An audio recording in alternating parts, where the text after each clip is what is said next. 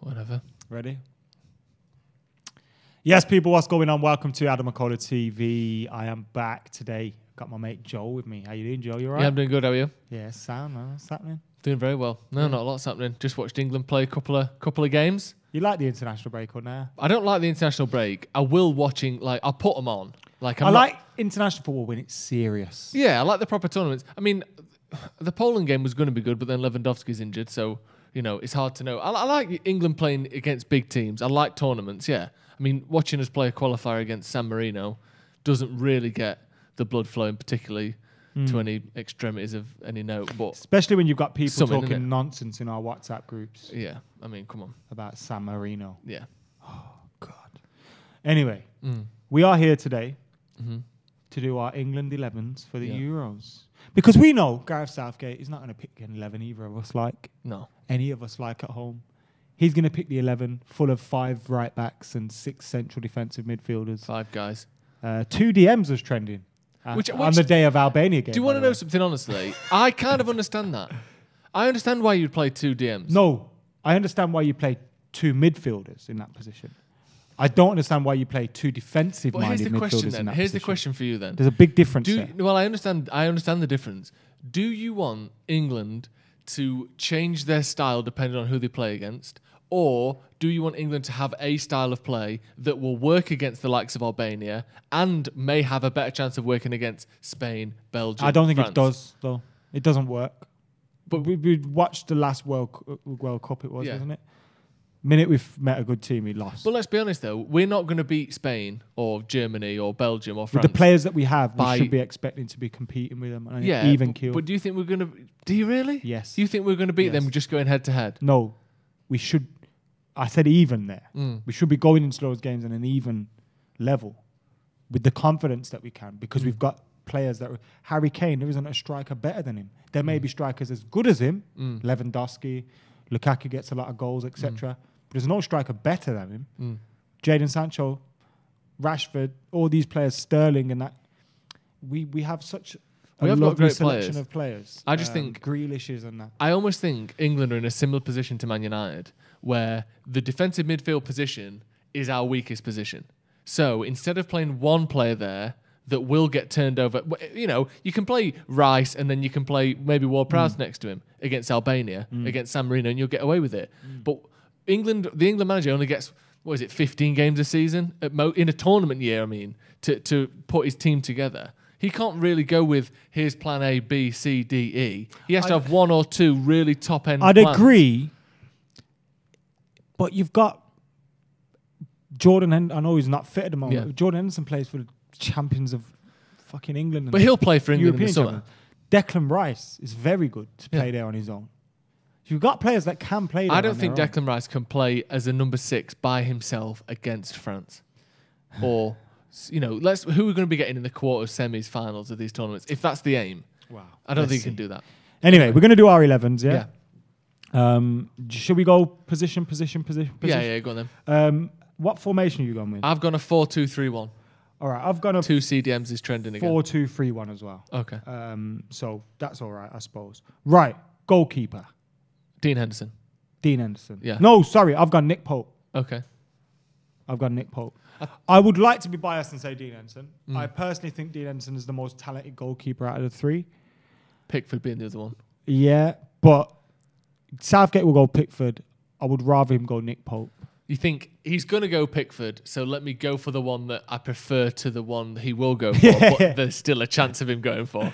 Yeah. See, I think Henderson, Henderson's got to prove himself a lot between now and the end of the season.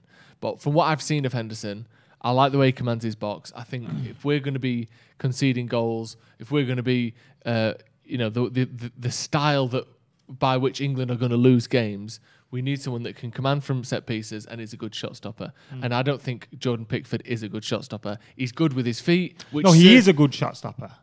Sometimes. Not from outside the box. But that's the thing. Like, sometimes, you know what, you're right. Pickford, come on, his arms are too short. It's the easy ones that is... But sometimes you have a shot that's like 4 yards away from him. And he'll pull out a save. Yeah. Because I think his shot stopping from close range sometimes is very good. Yeah. It's But his overall save percentage, I don't think is great. awful. He lets so many shots in that he shouldn't. Yeah. So I think, it's great that he can play with his feet, which he can do a little bit, which is good. And that's good against Albania and San Marino and these sorts of teams. But that's not good against Holland, Germany, France. What you needed in those games, which are the games that will actually win you a tournament, is someone who's very good at commanding his box and someone that can make saves. And I think Henderson is a great balance of the two. I think Pope is a good balance of the two as well, certainly over Pickford in that regard. But I think he wants the idea, Southgate wants this sort of like image that we play out from the back.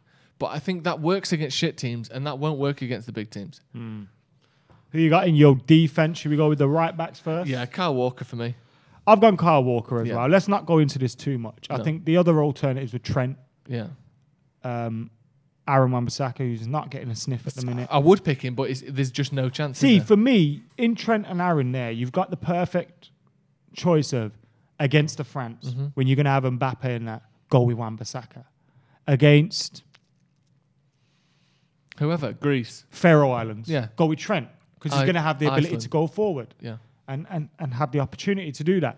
Walker's kind of like a nice balance in between them, and I think it probably works best when you do a back three with Walker. Reece James as well has been mentioned, obviously. Yeah, played he's talented. against San Marino. You went with Walker though as well. Yeah, I just think he's got the experience. He's been, regardless of how good people think Kyle Walker is, he's been one of the better right backs in the world for close to a decade. He is a good. Let's be honest, he's a good player, and he can kind of do both. You can play him in a back three if you need to. You can play him on that right hand side. He can get forward. He's not incredible going forward. He's not quite as good as Wan-Bissaka defensively, but he's a bit of sort of a 7 out of 10 in all areas, and he's got the experience. I think he will pick him, and I probably would pick him as well. Centre back partnerships. I say partnerships because I'm sure we've got one of the same. We've probably got the pair as the same. Stones and Maguire. Stoney Maguire. Yeah, great partnership. And but go on.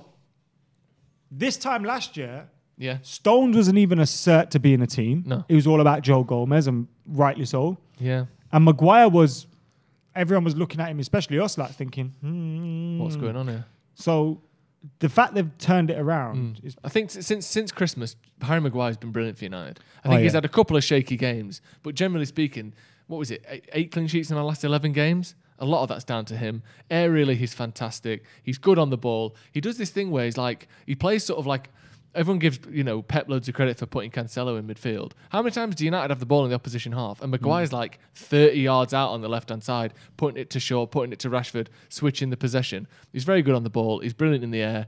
He's a bit slow, but, we make up for that with Kyle Walker and who we're going to put at left-back as well. And Stones has... Yeah, good legs. Stones is great on the floor, and the thing with Stones is he's a proper confidence player, isn't he? And at the minute, he's smashing it for confidence. City are doing really well, which is annoying as fuck, but it helps England, I suppose, if Stones is doing well. And I like Joe Gomez, but there's part of me that thinks he got into that team by being next to Van Dijk. Like, I think he's a good player, he's a talented player, but I've watched probably in the last 18 months. Probably 30 Liverpool games. I've seen a lot of Liverpool matches, and for me, he's only ever been Van Dijk's partner. He's never stood out above him. He's never gone, who's that? He's a solid player. He's a good player, and he'd probably deserve to be in over Stones, who won't even get in a game for City. But for me, when he's on form, John Stones just offers a lot more than Joe Gomez. So yeah, it's got to be them two on it. Tend to agree a little bit with that as well, and I'm expecting we probably have the same back four there. Because Luke Shaw at left back, right? Yeah, Luke Shaw. Yeah, goes again though. 12 months ago. No. Not in the team. But again, you've got to think partnerships as well. Like a fullback and a left back. Sorry, a fullback and a centre back. They have to work together. They have to have a good communication. As much as I think Shaw could still improve in his defensive positioning, he plays with Maguire week in, week out. Kyle Walker plays with John Stones week in, week out, whether it's on the training pitch or in games. I like City on the right, United on the left. I think that works. And we saw Luke Shaw's delivery. Him going forward is like... Do you know you on like games where it's like once you've completed this boss, you get to unlock a new perk in the perk tree or whatever. It's like, I'm going to unlock cross. It's like Luke Shaw's like completed a boss and unlocked a new skill. Jose Mourinho. Where all of us, he beat Jose and it's like, right, you've unlocked crossing. And all of a sudden he's like amazing at crossing. He's amazing at getting the ball. Like, I don't know where it's come from. All of a sudden he's just a very good attacking fullback. It's got to be Luke Shaw, hasn't it? Come on. Yeah. Chilwell at the minute is also not even certain first choice at Chelsea. Tuchel's not as big a fan of him as Lampard was. I think he's a good player, but for me, Shaw's been outstanding this season, so it's got to be Luke Shaw. For sure. I got to agree with that as well. Yeah. In my midfield, I've gone with the first of my midfielders is Decky Rice. Yes, got to be. And I've written this guy off an awful lot in his time, mostly because of the price tag that came with him when he was linked with Manchester United. 70, But I also didn't see what the fuss was all about. And I suppose that was me being probably overlooking a little bit. Like he's like a Carrick in that. I don't think he's as good as Carrick was yet. But in terms of, I think if you're at a game, you appreciate what he's doing more. Because if you're a West Ham fan, they've been saying it for 2 years now. And he takes the ball off the defence, gets it forward, keeps his passing very simple. He does have an eye for a very good pass if he needs to. But the tackles and and one of the things he does really well is recovery. He just don't give the ball away. Like he gets it, and I know it's easy to say, he's only making 5-yard passes. And people used to say the same with Carrick, where it's like, he's only making a sideways pass. No offence to Fred, but look, like it's not always a certainty that you can make a 5-yard pass or that you can choose when to make a 5-yard pass. Because it's all well and good having a better passing range, but if you're giving the ball away and allowing pressure on the defence or allowing pressure on the midfield, it doesn't matter that you can pick one out 1 in 5. You've got to know when to make the 5-yard pass, know when to play it forward, and keep the ball, and he's really good at that. Who you got alongside him? Jordan Henderson. I think he's massively overrated. People talking like, to get PFA Player of the Year last season. Like, come on. That is literally It was kind of like where let's just pick Liverpool's captain. It's where people try and get clever. Yeah. Like the obvious one is screaming Salah, at you. Van Dijk. No, let's go with this sort of average one in midfield. Because I know more about football. Yeah, he's not that good, but he's decent, and he offers a nice bridge between someone like a Ward-Prowse or someone like a Foden, who I think is very good. But for me, again, you put him against France, you put him against those sorts of teams, I think the game could pass him by a little bit. Henderson, a bit more rugged. He's not great defensively, even though people want to pretend he is. He's decent defensively. He's not great at passing. People want to pretend he is. He's decent at passing. You've sort of got a defensive midfielder next to what I would say is, in Henderson, a 6.5 out of 10 number 8. But for me, we don't have many number 8s who are better than him. So I would put him, even though I do think he's... I'm not massive on him. Foden, you know. Yeah. Now, I think... Like you no Henderson, you've gone Foden instead? Foden and Rice. Yeah. I'd go with Henderson and Rice if it was France, like you say. Yeah. Or Germany. You may be bringing a little bit more sturdiness there. But in the group stages, I'd be looking to get Rice and Foden together. The thing with Foden is, people like... Because he's played out wide and stuff for City, people almost look at him like he's just an attacker. But he is an all-round midfielder. He can win the ball back. He has got the energy to be able to do that. Okay, it's not his... He can't do it as well as Henderson, and it's not his main thing, but he can do it if needed. But just the ability on the ball, bringing the ball forward. Yeah. I think Declan Rice could do that anchorman job if needed. He could do that job where he's just sitting there and letting Foden get busy. It almost plays itself into a 4-3-3 when we're in attack, a 4-2-3-1 in defence. But yeah, Phil Foden for me, he's a special player. Yeah, I do like Phil Foden. I think he'll get plenty of minutes.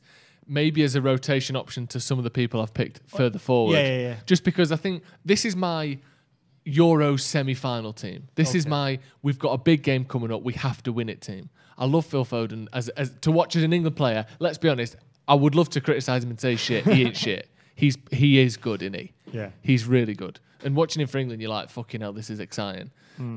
That's the thing though, I think Southgate, because of that inexperience, he wouldn't pick him in one of these positions in the midfield. Yeah. He'd be further forward, and then he'll probably drop back later in his career. Yeah. But yeah, I'm going with Henderson almost through gritted teeth because I don't think he's that good. That's where England lack. Like, do you remember in the Nations League a couple of years ago we played Holland, and everyone had been talking Henderson up because Liverpool were good then. Obviously, that they hadn't won the league yet, but they were good. And then what's he called? The midfielder who plays for Barcelona, who used to play for Ajax, De Jong. Yeah. We played against Holland, and De Jong just destroyed everyone. He just had the ball all the time, knocking it past people, passing it one way, going around and picking it up the other side, playing past. And it was like, that's what people think Henderson is. And he's not. So I don't love him, but like, what are you going to do? You can't. We don't have that many good number 8s, and I think Foden's a bit inexperienced. For sure. Right wing, it's going to be easy this, isn't it? Sancho. Man like Sancho. It's hard because We've just done a video on Sancho and Haaland, by the way, on Yeah. Stretford Paddock, which you can go and check out. it's hard this because Sterling is so experienced for England. I know he's only like 25, 26, whatever it is, but he's plays every time for England. He's a good player. But again, he's one of those players that when it comes to a semi-final, when it comes to a big chance in a big game, one-on-one with the goalkeeper, I still don't trust him to score that. And he gets a lot of goals for City because they have this brilliant way of playing, fucking get down to pull it back, tap it in, or pass it inside, nod it. Like, they're great at that. They orchestrate chances so well. But Raheem Sterling, I don't think is a very good finisher. And I don't trust him to find the right pass or find the finish when it really matters. When you, in those sorts of games where you go, oh, well, he only missed one chance. But it's like, yeah, but it's a semi-final. You only get one chance. And I don't trust him to do that. Whereas Sancho, I know he's not had a chance to prove it as much, but he's someone, for me, that his decision-making is just spot on. And I think he would do the right thing. And I just think he's more exciting as well. Yeah, I've got Sancho on the right. Goals, assists, trickery, everything. Yeah. And I think doing it in the Bundesliga, playing abroad, I think that brings a different dimension to your team. I know people look from the outside and say it doesn't matter, but I think I wouldn't be upset if Sterling played there, to be honest. But I would if he started over Sancho. Yeah, me too. If Sancho didn't play and Sterling played ahead of him, I would be disappointed at that because I think you're losing a fantastic player. On the left, I'm guessing it's going to be easy. Rashford, again. yeah, of course. Marcus, No I've got question. Marcus as well. Now, when I said Marcus previously, I think it was on the kickoff show. A lot of people were like, "Huh, Marcus Rashford." So you tell them why Marcus Rashford. I'm not joking. That made me do you know a physical cringe where your back tingles and you're like, Yeah, you're like, that upset me to hear people bro. question that. People really What the fuck are you on about? Not you, whoever's saying that. because they're going Sancho and Sterling. Or No. they're going Saka. Some people, Like, are. right. You see Arsenal fan TV yesterday saying Sancho's not better than Saka. Get over yourselves. When have they ever watched a game of German football? I don't know. For I don't know. starters, And also, he's a good player, Saka. he's mint. He's very good, but not even same level. Not the same level. No. Not even remotely close. Not close. Not close. In terms of Rashford, again, he gets a lot of goals. He gets a lot of assists. But the thing is, we know when you go through Rashford's record, when you talk about his debuts, when you talk about him in the big games, he's got goals against Liverpool, City, Chelsea, PSG. Has he scored against PSG 3 times? Like Marcus Rashford is the ultimate big game player.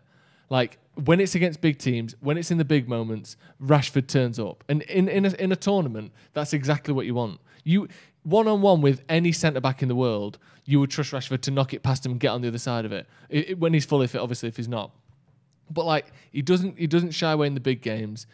He's much more direct than Sterling. I think again, if we're sitting back a bit against a team that's holding the ball, and we need to counter-attack, you would take Marcus Rashford, basically him and Mbappe, about over anyone. Personally, in terms of quick counter-attacks. I mean, it's not even close for me. There's no way that England can play without Marcus Rashford in there. No chance in how. Who have you gone for in between the two? It's a toss-up, this one, because I've gone Jack Grealish. Yes. I've gone Jack Grealish. But every time I watch Mason Mount, he impresses me more and more. And Mason Mount is very good. He's And someone I got him wrong. 12 months ago, same, thought it was shit. But I said to Cam, it was probably 6-8 weeks into this season, I was like, Mason Mount's actually good, isn't he? Every time I watch Chelsea under Lampard, he was their best player. They've got all these players in there, and he's the one that stands out on the ball, off the ball. The finish through the night against Albania, nice, good composure, just lofting it over the goalkeeper. I think he's very good, but Jack Grealish is special though, isn't he? He's got an extra thing of not just the shin pads, the hair, all that shit. He looks different, but I mean, when you see him on the pitch, he's one that you sit up straight away. The flicks around the corners, the vision that he's got, the things that he tries that other people don't even see. And if you're trying to feed balls out to Rashford and Sancho and whoever we're going to play up front as well, Grealish just adds another element, another bit extra. And when it's the ball's 25 yards out, 30 seconds to go against Belgium in the semi-final, I trust him to dummy pass one and flick the ball onto Rashford's toe more than Mason Mount, who I think is a good player, who probably will play over Grealish. Let's 100%. Be honest. But I just think loves him, innit? I just think Grealish is a bit extra. Yeah, I got Jack Grealish for me. I think any other team in the world plays him from the start. Yeah. It's just Gareth Southgate won't. Like, he has to play. Like, It will you be don't get Mason players Mount. like him. And people act like Yeah. he doesn't do the dirty stuff as well. He can do that if he wants to. Yeah. But the ability to beat a man, score a goal, create a chance, win a free kick, win a penalty, do all those things, the guy is just different. And he needs to do a bit of the dirty stuff. But that's why I've got Rice and Henderson in behind him, so he doesn't have to do quite as much. You can also play Mount in one of those deeper positions as well. Yeah. Which would mean you should be able to play Grealish. For all those making excuses for Southgate about so many players you can't fit, it's bollocks, bro. The geezer shouldn't be England manager. I can't believe we're letting him go to the tournament with this team. It's going to be another AD Boothroyd all over again. Speaking of, he's Who you got up top? Harry Kane. Obvious, isn't it? Obvious. Best striker in the world for you? For me, Lewandowski's best striker in the world. I'd say. See, I put Kane above him, you know. Really? What, I got in 'cause of trouble his for this assists? on the video I did. Because of the assists, because of his age, I think he's a bit younger, isn't he? Yeah, 27, 32. And I know this sounds really arrogant, but because he plays in the Prem He's as well. English. No, not because he's English. No, yeah. Because let's be honest, you know, I some know of the Bayern strikers- Munich are Champions League. but some of the winners as well. strikers we've seen, I don't do very well in the Bundesliga. You know, what was it Mkhitaryan got 18 goals there? Was like Kagawa, you know, and they're good players. Sancho. But but how often does a top player do that in England and then, you know, just turn out to be shit? It's very rare, isn't it? So I know what you mean, but for me, Lewandowski's just a touch above Kane. But again, we're talking about him being one of the best strikers in the world, and he's playing for England, which is great for us. Yeah, it's got to be him. He's captain as well. Where do you think England get to this summer? It depends what time of team we go I for. reckon Because semis let's again. be honest, it's probably going to be. It may be Rice and Henderson, but he's going to squeeze Mount in there. He's going to squeeze Reece James in there. He's going to squeeze Sterling in there. He's going to squeeze all these players in where you go, yeah, maybe. Like, but 3 or 4 players down the line, half your team's different. Because we could play Germany, or is it Germany, France, or Portugal? If we finish first of the group, Yeah. you play Germany, France, or Portugal. Whoever finished second out of them. Are they all in one group? Yeah. Oh my God, I So- didn't even know that. You play one of them, you're probably going out anyway. Yeah. So again, maybe my semi-final shot isn't that good. So we're probably going out in the first round then. First knockout stage. Brilliant. I just think this team that I've put is a bit more defensive, but then the attack is attacking. And Yeah. it gives us a chance to actually get goals. We can hold the ball, but at the same time, if we need to hunker down, you trust Luke Shaw in a one-on-one. We've seen him do it against Salah. We've seen him do it in other games. Kyle Walker, similarly, if he's sitting back, he can sit back and do well. Yeah, so we Well, that's the play thing. Sorry, go on. Group F. So whoever in Group F finishes second, if we finish top of our group, we play them. So it could be Germany, France, Portugal. Or Hungary. Don't be surprised to see Hungary go through in that group. Our group's hard though, to be Who fair. we Czech got? Republic are looking really good at the moment. Yeah, With man like Souček scoring hat-tricks and that. yeah. Croatia Always difficult. and Scotland. Surely those Scotland. inhalers have got to be running out by now that Croatia were using in the World Cup. all their No, it all was their Russia with the inhaler. No, it wasn't. It was Croatia. Oh, wait, all their best players were 33, and they were covered more ground than anyone except Russia. But like Rakitic, Modric, Mandzukic, the average age of like 33 and a half. 30 is when life starts. Yeah. And other things start. Unbelievable. But yeah, it's going to be a tough group, that. Yeah, exactly. Scotland, no pushover, especially because it is Scotland. Scotty Like if it was a McTominay. team of Scotland's quality, you'd be confident. But with that rivalry there, that's going to be a massive game. It's a bad mistake going into this tournament with Gareth Southgate. That's all I will say. Anyway, thank you for watching. Get your England 11s in the comments below. Make sure you're liking, commenting, sharing, subscribing. Go and check us out on Stretford Paddock as well for that Haaland Sancho video. Anything else? Yeah. Joe Smith 93. Joe on the Smith socials. 93, Instagram and Twitter. Check me out. Yeah, go follow him. And we'll see you later.